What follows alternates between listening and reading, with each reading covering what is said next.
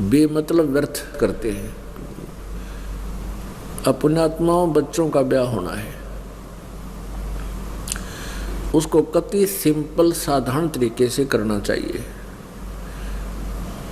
उसको कितनी बकवादों पर ले गए हम, कितना डीजे बजाने लग गए, फिर नाचा सारा परिवार कंजरा की तरह बाहर खड़ा हुआ गली में, बाण भी, बेटी भी, माँ भी, बाप भी, भाई भी, सारे जुलूस काटने। काल का तो ये उद्देश्य है कि इनको इतना निर्लज कर दूं और इतना कुबज में बांट दूं कि ये भगवान की तरफ झांकें को नहीं।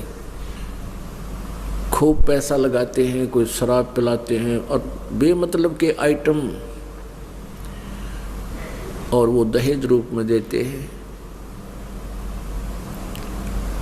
अब एक पैसे वाला तो ये काम कर देता है, उसके पास तो पैसा है, लेकिन गरीब व्यक्ति जब उसकी बेटी का ब्याह होता है तो उसकी बेटी धीरे धीरे अपनी माँ के पास बैठकर कहती है, देखा ना मम्मी, उसने अपनी बेटी को ऐसा दे दिया, उसने कार दे दी, उसने इतने बढ़िया पलंग ला के दिए, एक बढ़िया ऐसी वो ला के दी।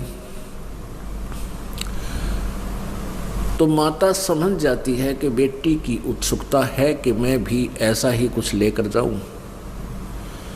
वो फिर अपने पति से कहती है, लड़की के पिता से कहती है कि ऐसे ऐसे बेटी का कह रही थी कि उसने ऐसा दिया, उसने ऐसा दिया। तो फिर वो पिता दुख सुख पा के कहीं से कर्ज उठा कर न्यों सोचा मेरी बेटी की आत्मा दुख ना पावे और मैं भी कुछ अच्छे आइटम दे दूं और फिर कर्जा हो जाए। अपने आत्माओं एक विशेष बात ध्यान रखा करो, क्योंकि हम सत्संग में आते हैं जिसका असर भी होना चाहिए। ये बातें कहन सुन की नहीं है, ये कर पाड़न की है। बेटी का ब्याह लाख रुपया ला दे तो भी ब्याह होना है, और भाई 10-20 हज़ार में काम चला दे वो भी ब्याह ही होना है। विवाह ही करना है हमने। इन बकवादों को छोड़ के सिंपल से ढंग से अपना बच्चों को की शादी कर देनी चाहिए। आजकल क्या है कि जैसे बारात आती है, निरा ये वनस्पति घी वो भी डुप्लीकेट घटिया से घटिया लाते हैं और लड्डू जलेबी बर्फी आइटम मिठाई बनाते हैं। खाने वाला भी बीमार और बेमतलब व्यर्थ होता है वो पैसा। तो इसलिए हमने बहुत सिंपल वे से बच्चों का ब्याह करना चाहिए, जिससे क्या होगा कि हमारी आधी टेंशन मिटेगी।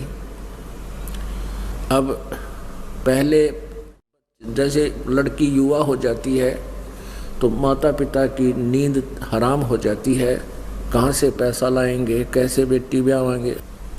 और फिर मान लीजिए वो लड़की का ब्याह कर भी दिया और कुछ सामान आपने दे दिया दहेज का, वो जाती है वहाँ क्या देखती है कि उसकी जेठानी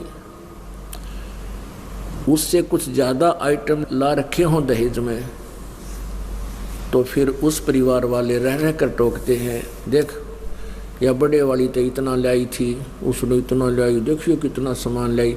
चाहे यूँ भी ना कहें कि तू कुछ ना लाई तो भी वो बेटी डिप्रेशन में आ जाती है। तो इस काल का उद्देश्य ये है कि इनको चैन दिन रात ना हो, ये भगवान भक्ति करें नहीं, आपस में ऐसे जल भुनकर ये अपना जीवन व्यर्थ कर जाए। पुण्यात्माओं कुछ सोच के हमने स्टेप उठाने पड़ेंगे। समाज में कुरीतियाँ बहुत घनी होगी, विकार बहुत ज़्यादा आगे है, इन सब को धीरे धीरे समाप्त करना है। अब यहाँ हम शादी कराते हैं परमात्मा को साक्षी करके, परमेश्वर की वाणी के माध्यम से। 5-4 भक्त आ जाते हैं, दोनों बच्चों का संयोग जोड़ देते हैं, यहीं खाना खाते हैं जैसा भी भंडार में बना हुआ होता है, और अब अपने घर चले जाते हैं। विवाह ही करना है, विवाह ही कराना है। संयोग तो परमात्मा ने जोड़े रखे थे, उन बच्चों के संस्कार पहले ही जोड़ रखे थे। हम तो सूखी ड्रामाबाजी करके उनको और कहर बना लेते अपने ऊपर, खर्चे बढ़ा बढ़ा कर। तो इस प्रकार हमने इसको बहुत ही ऐसा साधारण सा बनाना है जिससे हमारे ऊपर बेटी बोझ ना बने। अब कैसा जुल्म हो रहा था पीछे, बेटियों को गर्भ में मरवाने लगे थे, गर्भ के अंदर ही मरवा देते थे। कारण यही था कि दहेज। और ये लोग इसे भेड़िया हो गए थे। एक गांव में बताते हैं कि एक लड़के की प्रथम शादी हुई, वो फौज में लग गया, तो अच्छा धन दिया उसने अपने बेटी को, बेटी वाले ने। तो कहते हैं उस लड़की को कुछ दिनों के बाद उस परिवार ने मार दिया। फिर 6 महीने के बाद दूसरी शादी होगी, तो 1 साल के बाद उसको भी खत्म कर दिया, इतनी विवश कर दी कि वो फांसी खा गई। अब फिर तीसरी शादी हुई, तीसरी शादी में भी उन्होंने ऐसा ही जुल्म किया। तो तीसरी वाले ने फिर क्या किया, पुलिस की हेल्प ली। पहले ये कानून नहीं बना था, तो उसने अपना पुलिस की हेल्प ली। कोई जानकार था उसका, कोई अच्छा बड़ा अधिकारी, और कुछ गांव वालों की हेल्प लेकर वो गांव में गया और अपनी लड़की का सारा सामान उठा ले गया, उसके ऊपर केस किया। उसके बाद उस लड़के का पता चल गया कि इन्होंने ऐसे ऐसे जुल्म किया। तो पुण्यात्माओं, ये लोग भेड़िए हो गए थे दहेज के चक्कर में। तो हम अपने पैर पे आप कुहाड़ा मारते हैं। हमने इसको इतना बॉन्डर बना लिया। अब जैसे क्या करते हैं, दहेज में एक और बीमारी है कि जैसे लड़की जहाँ जाएगी उनको अगली बोलते हैं, और उन अगलियाँ के फिर और अगले, यानी कहीं और रिश्तेदारियों की, उन सब के कपड़े सूट आदि ले करके यहाँ लड़की ने जाने पड़ते हैं, यानी बहू को लेके आने पड़ते हैं उन अगलों के लिए। फिर क्या करते हैं, वो फॉर्मेलिटी करते हैं कि अगलियाँ की कितनी कपड़े बनेंगे, कितने सूट, अगलियाँ के 20। तो उन 20 के लिए कपड़ा ऐसा घटिया सा ले आकर सेलेक्ट करके वो कितना काम ना और 20 आइटम बना देते हैं। और उनको क्या करते थे, वो पहले जहाँ आगे लड़की लेके जाती थी अपने ससुराल में, ससुराल वाले उन अगलियाँ वाली को अलग रखते थे उन उस कपड़े को। वो फिर अपनी बेटी नगलियाँ के दे देते थे। वो तीड़ कदे प्रयोग में नहीं आते थे, वह सूट आगे से आगे उस चक्कर में वो पट्टे जाते, गड़ जाते थे, रखे उन ट्रंकों में। ऐसी बुराइयां हमने अपने आप लगा लिए, कुरीतियां हैं ये भी साथ के साथ हमने अब समाप्त करनी है, ज्ञान के साथ। वैसे कोई जोर जबरदस्ती से नहीं। अपने आत्माओं, ऐसे ऐसे उदाहरण मेरे बच्चे परमात्मा की प्यारी आत्मा ऐसा समझने लगे इस ज्ञान को, इस मार्ग को, और इन बुराइयों से ऐसे बचने लगे कि अब लड़कियों का ब्याह कराया हमने, तो लड़के वाले ने स्पष्ट कह दिया उस लड़की वाले से कि हमारे घर पर कुछ लेकर नहीं आओगी, ना ट्रंक ना कोई और, एक सूट पैर का जी, ये बस अपना, अगर आपने ये मंजूर है तो हम शादी करेंगे। लड़के वाले बोलते, दोनों ही भगत थे। तो फिर लड़की वाले ने क्या चिंता थी, भाई ठीक है जैसे आपकी इच्छा। हम चाहते थे कि जैसे लड़की का हक है, यहाँ रही है, उसकी यहाँ संपत्ति में भी हिस्सा है, हम उसका प्रयोग कर रहे हैं, तो हम चाहते थे 10-5 हज़ार का कुछ तुम्हें कपड़ा वपड़ा दे देते, और वो भी मना कर दिया। तो ऐसे ही दूसरी लड़की, यहीं वो भक्त सेवा करता है, कृष्ण भक्त कृष्णोड़े थे, उनकी 2 लड़कियों की शादी हुई, और दोनों ही लड़के वाले इतने भाग्यवान, उन्होंने कुछ नहीं लिया और अपने आप उन लड़कियों के लिए ट्रंक, जो अलमारी चाहिए, कोई बेड आप मोल ले आए। पुण्यात्माओं, लड़की एक बहुत ही पुण्यकर्मी प्राणी होती है, कन्या कहते हैं इसको, और ये बेचारी अपने पिता के धंधा करती है सारा दिन, और आगे जाके फिर अगले के कमाया करे। तो लड़की को हमने एक बोझ बना लिया था अपने सिर पे।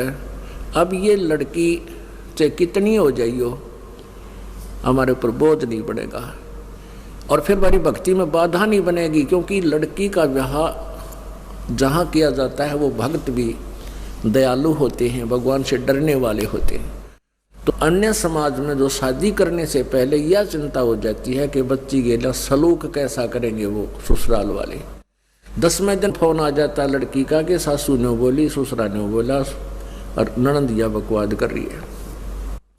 और भक्तों में जब शादी हो जाएगी, अगर वो भक्त होंगे, उनमें दया होती है, वो कोई इस प्रकार की टॉर्चर उस लड़की के साथ नहीं करते।